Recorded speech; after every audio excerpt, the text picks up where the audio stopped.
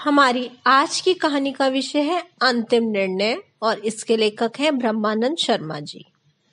ये भागते दौड़ते अपनी रोजी रोटी के लिए दिन भर संघर्ष करते लोग, ये ऊंची ऊंची इमारतें, बड़े बड़े मॉल्स की चकाचौंध अंश तुम्हें पसंद नहीं था।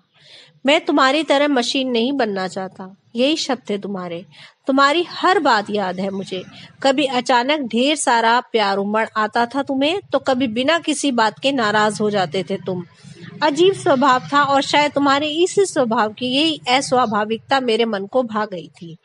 आज पुस्तक मेले में तुम्हारी किताब देखी तो फिर से तुम्हारी यादों का मौसम ताजा हो गया। तुम्हारा वो आखिरी फोन, वो आखिरी शब्द सब याद है मुझे। कायर हो तुम, और तुम जैसी कायर लड़की से मैं कोई संबंध नहीं रखना चाहता। यही कहा था ना तुमने? अरे मनीषा, तुम यहाँ? पीछे से आई एक जानी पहचानी आवाज ने चौंका दिया मुझे। निर्मल तुम? मैं हैरान थी। मैं अब यही शिफ्ट हो गया हूँ। ओह, मैं तो पिछले काफी वर्षों से कोलकाता में ही रह रही हूँ। तुम्हारी नई किताब पर नजर पड़ी तो रुक गई। ओह, अब भी पढ़ती हो मेरी किताबें? और बताओ, कैसी हो? क्या कर रही हो आजकल? मैं ठीक हूँ और अपने एक दोस्त के साथ मिलकर यहाँ एक ओल्ड एज होम चलाती हूँ। मुझे खुशी होती है जब अपनों द्वारा ही त्यागे गए बुजुर्गों की अनुभवी आंखों से हल्की सी खुशी देने के कारण बन पाती हूँ।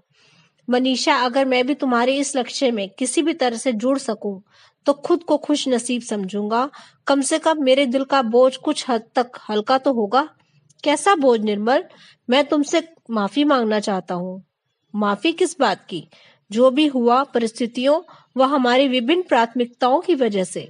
नहीं मनीषा, मैं जानता हूँ कि मैं गलत था। तुम्हारा वो खत भी मिला था मुझे। तुमने सच कहा था कि हमारे रिश्ते में मैं था। तुम्हारे बारे में तो सोचा ही नहीं मैंने। मुझे माफ कर देना। अब मेरे लेखन के साथ साथ मेरे व्यक्तित्व में भी ठहराव, गंभीरता और परिपक्वता आ गई है शायद। इसलिए इतनी आसानी से तुमसे माफी मांगने का हौसला भी जुटा पा रहा हूँ। मैंने बार बार तुम्हारे उस खत को पढ़ा। जब मन मस्तिष्क शांत हुआ तो एहसास हुआ कि अपने ही कारण मैं तुम्हें हमेशा के लिए खो चुका हूँ। लेकिन तुम्हारे ही कारण मैं आज अपनी कमजोरियों को कुछ हद तक दूर करने का प्रयास में जुटा हूँ। कितना कामयाब हुआ हूँ ये तो पता नहीं, पर अरे निर्मल, आप यहाँ हैं? मैं कब से आपको ढूंढ रही हूँ। मुस्कान को आइसक्रीम खानी है, बहुत जिद कर रही है, और आपकी सासू माँ को मूवी देखनी है। जल्दी चलो अब। शायद यह निर्मल की पत्नी है। यह सोच ही रही थी कि इतने में निर्मल ने हमारा परिचय करवाया। निर्मल और मैंने एक दूसरे के फोन नंबर्स लिए और फिर हमने विदा ली। मैं वहां से लौटकर आ तो गई, लेकिन यूं इतने सालों बाद हुई अचानक मुलाकात मुझे फिर से उन्हीं यादों की ओर ले गई जिन्हें दिल के न जाने किस कोने में मैं दफन कर चुकी थी। वो खत, वो आखिरी खत जो निर्मल को मैंने लिखा था, याद है मुझे। निर्मल, तुम्हारे गुस्से को मैं समझ सकती हूँ, लेकिन मैं जानती हूँ कि मैं कायर नहीं हूँ, क्योंकि जिंदगी से अपनी जिम्मेदारियों से मुंह मोड़कर मैं नहीं भाग सकती और ना कभी भागूंगी। मेरे माता पिता की बुढ़ी हो चली आंखें मुझ में उम्मीद ढूंढती हैं। उनके चेहरों पर उम्र की जो सिलवटें उभर आई हैं, उनमें उनका दर्द और डर मुझे साफ साफ नजर आता है कि जिंदगी के इस मोड़ पर मैं उन्हें बीच में ही छोड़ दूंगी। वो भले ही मुझ में कुछ ना हो, लेकिन एक बेटी होने के नाते मैं उनके मौन को समझ रही हूँ। वो यह कभी नहीं चाहेंगे कि उनकी खातिर मैं अपनी दुनिया ना बसाऊं, लेकिन कहीं ना कहीं उन्हें यह डर तो है कि अपनी दुनिया बसाने के जोश में मैं कहीं उन्हें न भूल जाऊं। निर्मल, तुम्हारे लेखन में संवेदनशीलता, गंभीरता और परिपक्वता तो है, लेकिन तुम्हारे व्यक्तित्व से वह तमाम खूबियां नदारद है। मैंने सिर्फ इतना चाहा था कि हमारी शादी के बाद भी मैं अपने माता पिता की देखभाल करती रहूं, क्योंकि इस उम्र में उन्हें मेरी सबसे ज्यादा जरूरत है और तुम्हारे भी पेरेंट्स नहीं थे। लेकिन इस बात पर तुमने जिस तरह से रिएक्ट किया, उसने मुझे तुम्हारे बारे में फिर से सोचने पर मजबूर कर दिया था। बचपन में हमारे पेरेंट्स हमें उंगली पकड़कर चलना सिखाते हैं, हमारे चेहरे पर मुस्कान लाने के लिए जीवन भर बिना किसी शिकायत के संघर्ष करते हैं, लेकिन जब हमारी बारी आती है तो हमें सिर्फ अपने सपने, अपनी जिंदगी और अपनी सुविधाएं नजर आती हैं। जिन हाथों को थामकर हम आगे बढ़ते हैं, उनकी कांपती उंगलियों को जब हमारे मजबूर सहारे की जरूरत होती है, तब हम इतने असंवेदनशील और गैर जिम्मेदार कैसे हो जाते हैं कि इन्हें बोझ समझकर रास्ते पर किसी मेले की भीड़ भाड़ में या किसी ओल्ड एज होम में छोड़ देते हैं। उनकी उम्र के सूनेपन और अकेलेपन को हम क्यों नहीं समझ पाते? इनकी जिंदगी के दर्द को हम अपने सपनों की अंधी धुंधली दुनिया में देख ही नहीं पाते। निर्मल, इन हालात में जब जिंदगी के सबसे कठिन मोड़ पर तुम्हें मेरा हाथ देना चाहिए था, तब तुमने मेरे सामने ढेर सारी शर्तें रख दी।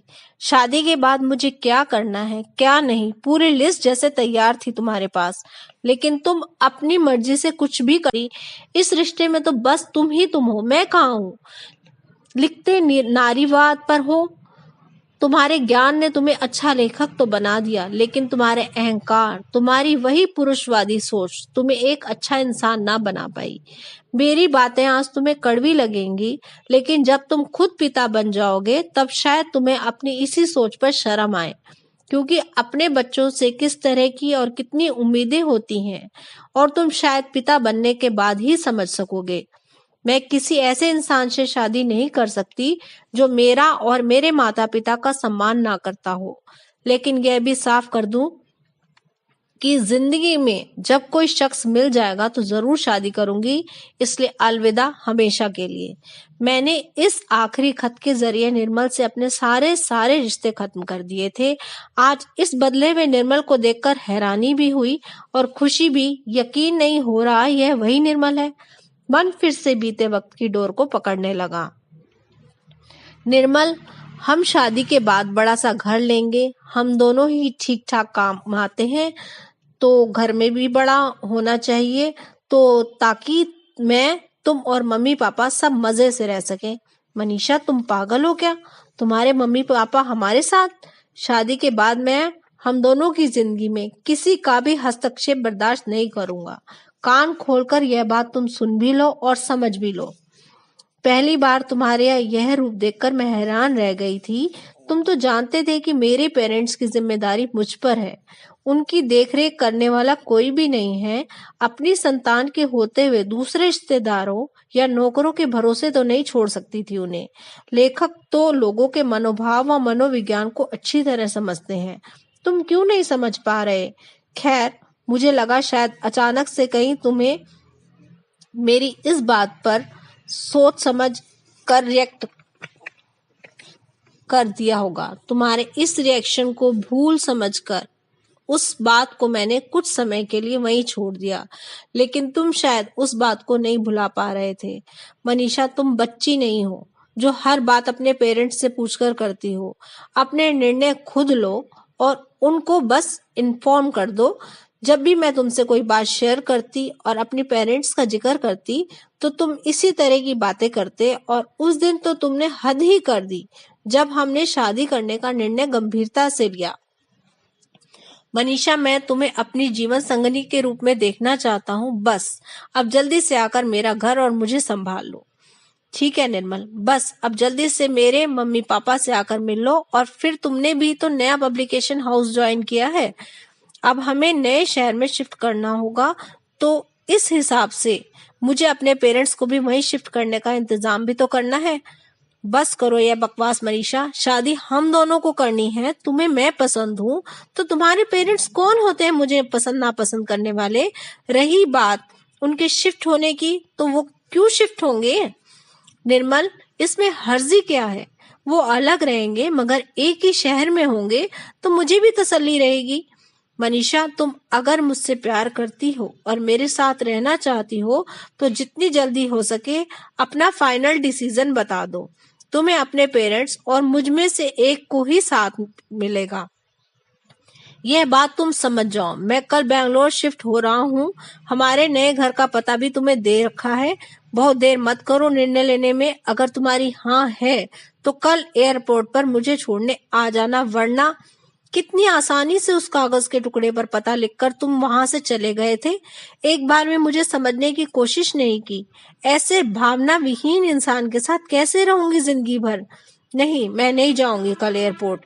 यही मेरा अंतिम निर्णय है। मेरे माता पिता और तुम्हारे प्यार के बीच अगर किसी एक को चुनने की शर्त है, तुम मेरे सामने रखोगे तो एक बार नहीं, हर बार मेरा यही निर्णय होगा।